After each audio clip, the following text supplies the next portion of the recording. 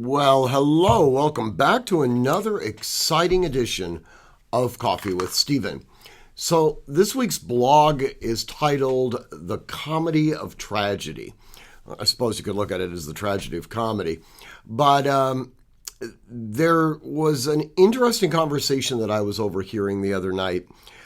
There was two individuals that were talking specifically about things that they find funny, and more specifically, how the comedy that they've seen with youth, they just simply don't find particularly funny. And that got me to thinking, one of the reasons why I think people don't find intergenerational comedy funny, notwithstanding potentially physical comedy, because that's universal, is because they simply can't relate. And it got me thinking to some of the writers that I've always enjoyed, Hunter S. Thompson being one of them.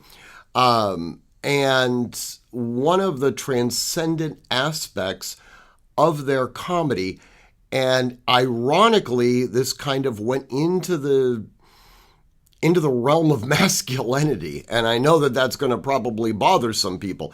There was a very famous interview that Jerry Lewis did back in I guess it was probably the early 1980s, where on 60 Minutes he was asked who his favorite female comedian was. And he was very blunt. He said, "I don't find females particularly funny." This almost ended his career. And it was one of those sort of epiphany moments when I looked at it and I said, there's definitely a distinction. Right? I personally find male humor significantly funnier than I do female humor.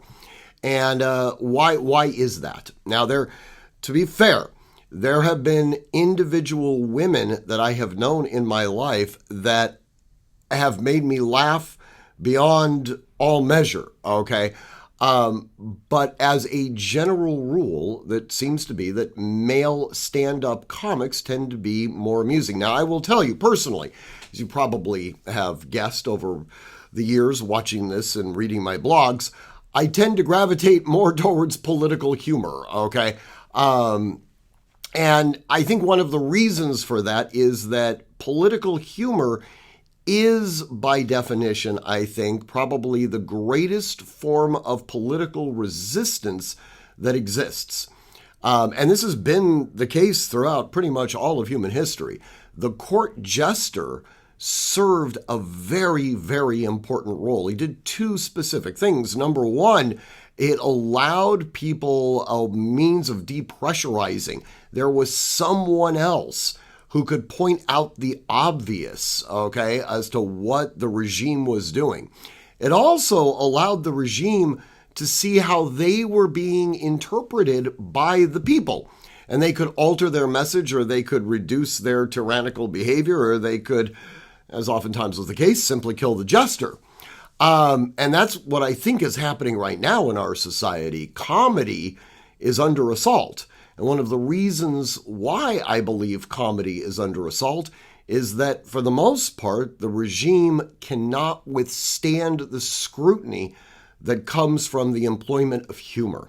Now, this isn't something that just focuses exclusively on social dynamics. It also comes into play in our little world in the Second Amendment community as well. Not only do we poke fun at the other side, and in fact, I would suggest that when we poke fun at the other side, it's slightly more aggressive. We're showing them not showing them, we're showing the audience, quite frankly, the idiocy of their policies and their agenda.